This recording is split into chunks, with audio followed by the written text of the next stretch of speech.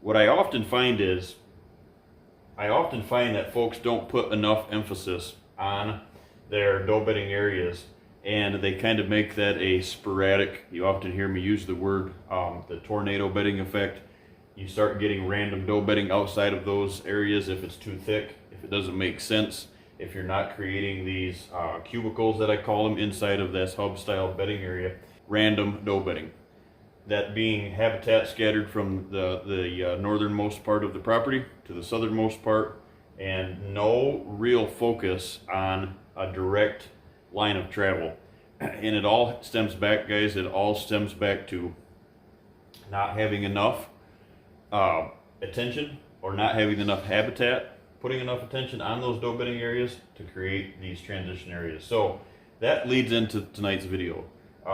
So if you're watching this and this video resonates with you, don't take it personal. Don't look at last year's habitat improvements or the years before that as a failure, because you're not alone. It happens all the time.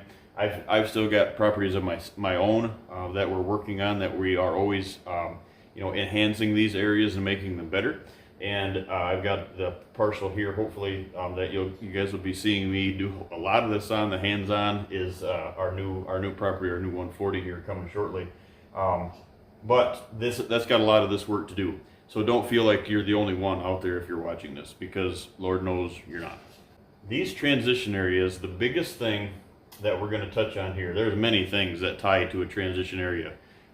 Your bedding areas have to be strong, your food plots have to be strong, but what the game changer is on most hunts that makes a hunt successful is the point of impact isn't promoted to the fullest. It's not, your transition areas aren't in conjunction with your points of impact, and your transition areas are either too much or not enough, and it's kind of that sporadic movement, if you will. So we're going to touch on that tonight, how really to define that line of movement. The line of movement term came from a transition area aspect. That line of movement is within your transition areas. If you don't have a well promoted line of travel, your transition area is random. Random transition areas equal unsuccessful hunts. If you're watching this and you're a public ground hunter, this is a huge topic to focus on. Obviously you can't create them, but it's obviously something that you can look for. I myself, when I hunt public ground, I focus my attention a lot on these, because what's happening is, out on public ground, too much hunter pressure is being focused on bedding areas that folks do find, and too much pressure is being focused on destination food sources. So whether you're on public ground or not, those two entities are getting overpressured and blown out. So the hot ticket on public ground a lot of times is finding a transition area that's off the beaten path, in those set-aside staging areas, a mile, 3/4 of a mile back in, in from the nearest parking, whatever the case is. So that does relate to, I often get that question, a lot of these videos don't relate to public ground. Well, they do. You just have to put your own spin on them, such as I do when I go out on public ground. Once you see this on a private ground setting, you can look at your areas that you've been hunting that are promoted, or maybe the state has done some work, or maybe the state hasn't done any work, and it's all Mother Nature related. You can really focus and say, that's something that we need to focus on. Maybe, obviously you can't promote it, so you have to move your stand one way or the other, to the north or the south, or whatever that case is, however that lays out, up or down the transition area, to find a better pinch point. So that's why this video is so important. When we talk about habitat improvements in transition areas, the biggest thing, like I said, one of the biggest things is your point of impacts are related to your buck bedding, your doe bedding, and your transition areas, your line of movement, and they all end up at these areas right here, which we refer to as our points of impact, which are also our licking branches, private ground, public ground. It's all about that enhanced, I guess I should say, with that licking branch. That to me is the point that I see a lot of folks. There's random. I had this discussion the other night with a gentleman. There's random 2-tracks that go through the farm that lead up to this food plot. There's that don't come in. And what you'll see in my designs, guys, you'll see if there is any 2-tracks that come in, from somewhere. If they are internal, they have to come out. They all come up to here first, and then they go, and hopefully they don't go through here, but hopefully they come to this point of impact first. That way, even if it's a 2-track, it's still an opening, it's still an edge, it's still of something that you're promoting. That's why I keep my tractor trails separate. That's a totally different video, but I keep my tractor trails and my truck trails separate from my transition areas, because we do not want you traveling up and down these routes. Just because this is a straight line from the parking area or your cabin or whatever it is, because this is a promoted opening, let's say, that's not promoted to travel on. I like to keep those separate, because what happens is I find folks mowing them. I find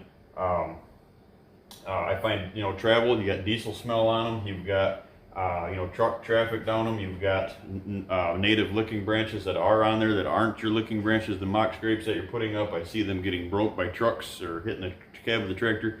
So I always have my tractor trails, if it's possible. I know the smaller the parcel is, that's hard, but I always like to have those separate. Even if they're gapped by a 30-foot line of edge and structure and tangled mess, whatever that case is, I like to keep them separate.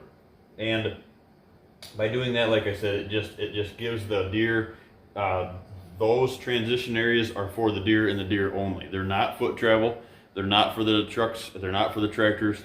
These transition areas that we speak of, guys, are deer and deer only.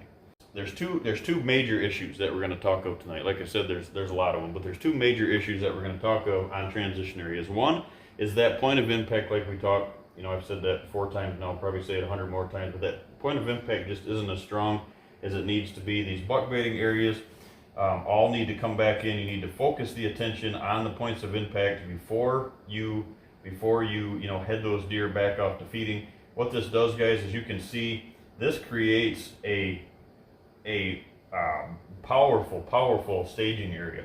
It's behind a line of screening. It's behind a line of depth, and it's just whether it's this setting or it's another setting by contour, however it relates to your property, it's a huge part of the tool in the spectrum of creating these points of impact. But often these aren't created, and it's just random movement scattered throughout the property. And I highly recommend, like I said, bringing them to there. That's a huge point.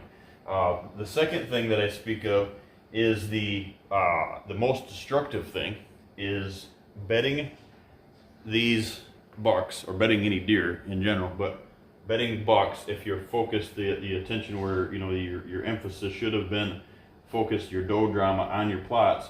I see a lot happening. If you have somebody designing your property that is telling you to hinge cut trees in your transition area for edge that are 10, 20, 30, 100 feet from your tree stand, I would run. I would run like the wind. And the reason that I say that is it's not a I don't want that to sound like it's me or me only, but I see so many properties that are destroyed by just that piece of the puzzle. The property might, I've seriously stepped on properties, guys, where the design of the property and the implementation and the functionality of the property is actually really good.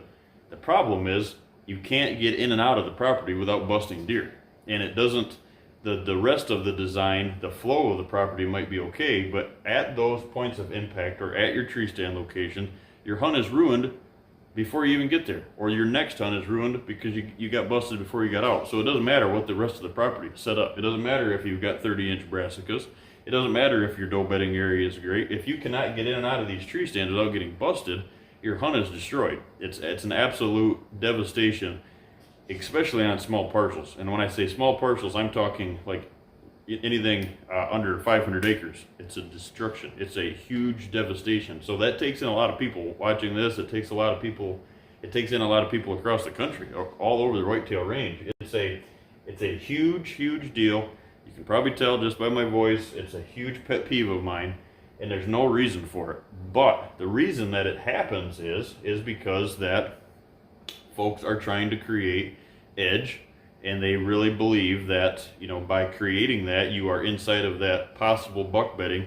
And the fact of the matter is, you have to have non-deer areas is a very, very powerful tool that implements or connects to your points of impact. You're not only your points of impact, but your accesses, your exits. You have to have areas that there's no deer. I'm gonna show you what I see done, and then I'm gonna show you what we need to do.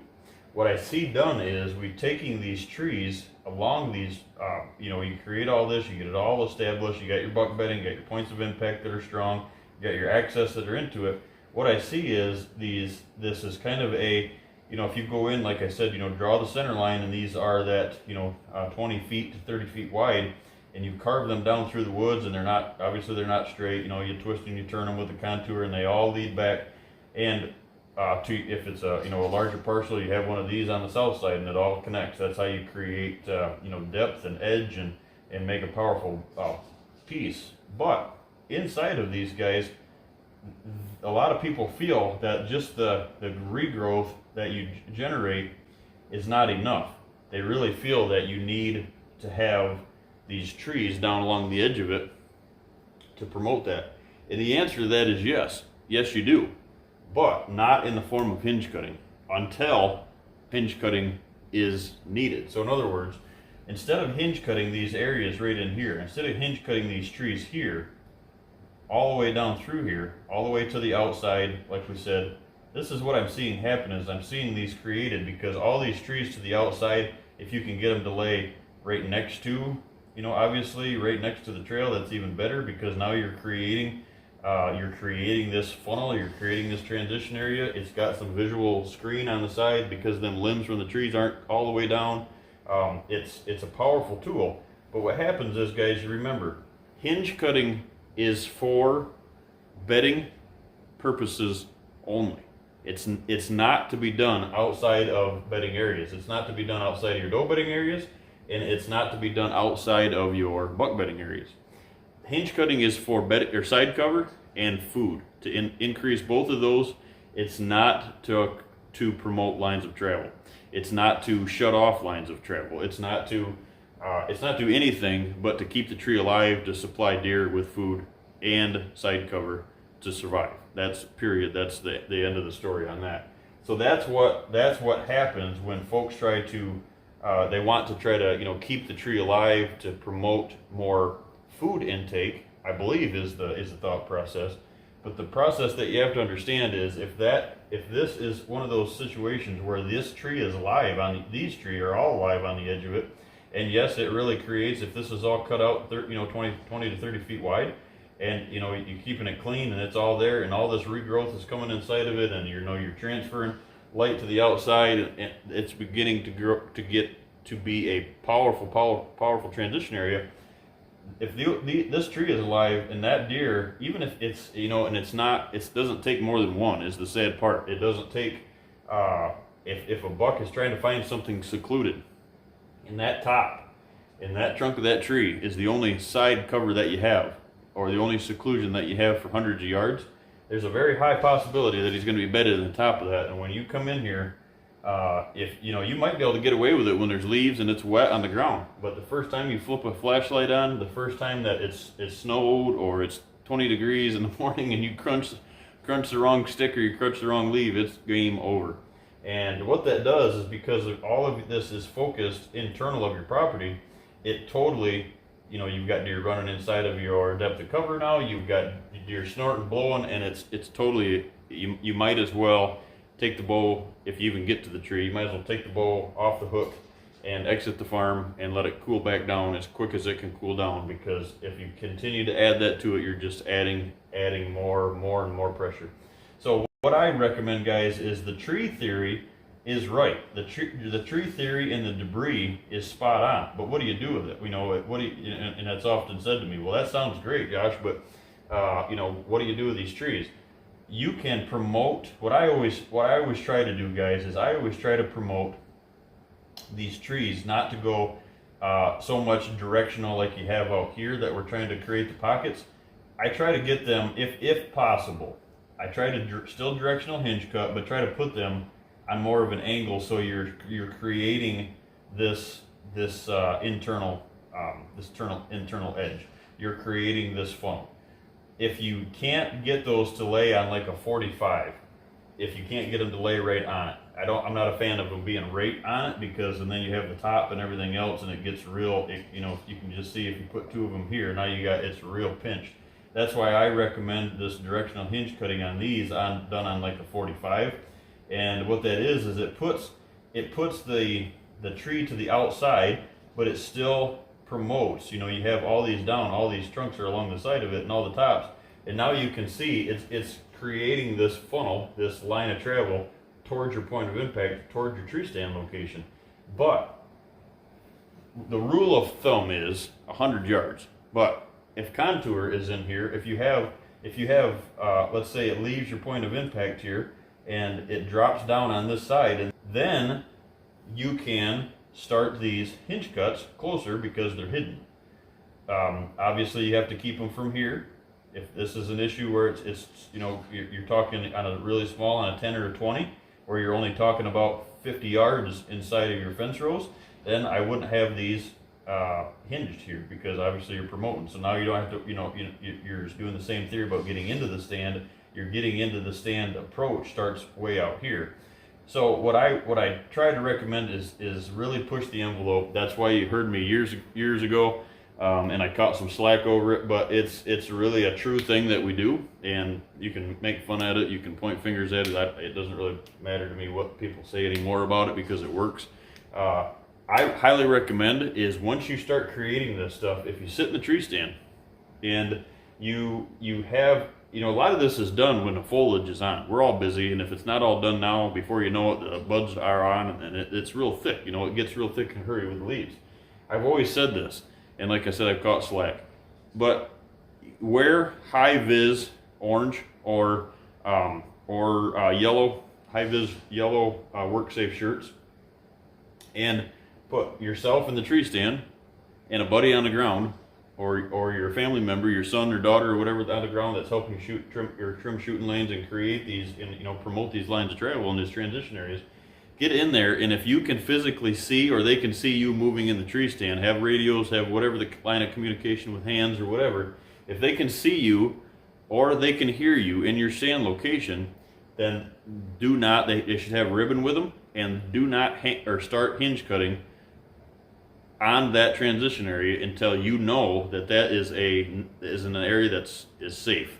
You're not going to start that hinge cutting within that distance. So you're in the tree stand, your partner's on the ground, you're walking this transition area way, they keep looking back, they come from afar, come in, whatever the case is, make sure they got ribbon and they start ribboning off here. Make this a definite line across there that they ribbon off, that there is a no hinge cutting from there to the tree. And the same goes for from here to the food plot. Now inside of this, that's why that visual block is so important to the north of this on this situation. But when you're entering this, you have to create that no zone of hinge cutting. It's an area where you do not want hingeable trees. Another thing to focus on is when you're out here on the road, let's say, and you're walking in to get into this stand location. If these trees if you're trying to enhance the line of travel in the transition area, then maybe it's only one or two trees out here that gets the job done, right? And then more of the trees can be done on the inside, because of the possibility that something may bed in those. You now have you have whatever cover that's in here, and you have the density that's going to regenerate in the transition area, and you have that, so you're way better of a chance to get in. So this still has to have something structure along it, but maybe this is the side that you put a bunch of brush on, and you make these brush piles, long linear brush piles, off from this 10-15 feet, so they're not right on it, so they don't pinch. Your brush piles here, and then more of the trees on the inside. Whatever that case is, guys, and you have to fit that to your property and your needs on your accesses and exits. But that's one of the things is just do not hinge cut those trees too close to the stand. I've been on properties, I've got a dozen this year that were designed and that were professionally hinge cut by some big name people in this industry. I won't name any names, but some very big names in this industry, and they are repeatedly getting busted getting into their tree stands, and they're obviously calling me because it's not working. So not that the rest of like I said, not taking anything else away from it, but I think that's a huge problem that folks just don't realize. Structure on the ground from here in has to be flush cut. Your trees have to be flush cut. They have to be moved out. You might have to cut a little wider here so you can get that trees out. I mean, yeah, I understand that you can't take a you can't take a 60-foot tree or a 50-foot tree, cut it down and pick it up and just move it where you want it. I understand that, but that's when you lop it into 8-foot sections. You lop it into 4-foot sections. You cut the tops down and you create that brush, whatever brush piles that are low, and you lop them every 2 feet that we speak of. Deer are a creature of edge, so it's a huge tool that they're not going to physically put their shoulder on the edge and walk down through it, but it's a visual barrier for them that they know that's just a line. It's a very structure has the same outcome, has the same feeling to deer as contour, and that's a huge missing tool. That contour that's a foot off the ground. At a lot of times, deer react to that contour. That's 60 foot in elevation change. It's that visual, geographical change in structure that they're looking for that creates edge in deer's world. That's what creates and helps aid these lines of travel. So anything inside of these, after you hang your ribbons, then you can hinge cut. Do not hinge cut too close to not only your stand locations, your access. By creating this line of travel, guys, so we're cutting a center line. You're opening these up 20 to 30 feet wide. You're clear cutting anything in there when you first start them. You're clear cutting anything in there. You're taking it all out. You're moving that debris to the outside. You're not making big walls of brush piles. You're taking these trees and making sure that your hinge cutting is not too close, that 100-yard mark, but smaller the partial, add contour in. You might be able to get closer. No hinge cutting there. Inside of here, you still have to lay trees down. I mean, I'm still promoting these, and I'm still, recommending to you guys that you put trees on the ground in here to create this movement. But they are not hinge cut. They are flush cut, and they're on the ground. And like I said, if you can cut them into 4-foot sections, so you can roll them out of the way, or you can, if you have 2 people there, if they're small enough trees that you can cut them in 8-foot sections, pick them up so they're not right on the edge. You do not want these too tight. Pick them up, snake them back in the woods, 10, 15, 20 feet off the edge, create line. What you don't want to do, guys, we'll transfer this over here now. This one's getting a little cluttered. You do not want to do is have, whether it's brush piles or whether it's logs or whatever, you do not want to have this solid wall. We're not creating a berm. You don't want the solid wall. This has to have breaks in it. You have to be able to let deer that are coming in from other properties, that do filter, that do, quarter skirt these because of the wind, you have to have breaks in these. So whether it's logs, whether it's brush piles, whether it's down trees, whatever the case is along these, you have to have breaks in them. But by doing that, just by drawing that out, you can physically see that you start creating this transition area. So that's what I recommend doing with the trees and what not to do with the trees. So focus on your points of impact. Do not cut. Make sure that these points, these transitions and these lines of travel are coming to the points of impact in a transition area that explodes the transition area as far as profitability or success. Do not hinge cut too close to your tree stand locations. Do not hinge cut too close to your accesses walking in on your fence rows. It's a piece of the puzzle that brings all of the rest of this that we've been speaking of for a couple of weeks here. It brings all of it to the surface. It ties your whole property together. But keep in mind, and I'll say this one more time, I've said it 100 times in this video, and I'm going to say it again, one last closing rant here. Do not hinge cut those trees too close to your tree stands, or don't do this at all. Don't promote a transition area at all if you're going to hinge cut those trees. If you, like I said, if someone designs your property and they recommend hinge cutting 30, 40, 50 feet, they recommend hinge cutting your shooting lanes, run. Do not let it happen. I'm telling you, it doesn't matter where you're at in the whitetail range. Do not hinge cut trees too close to your tree stands.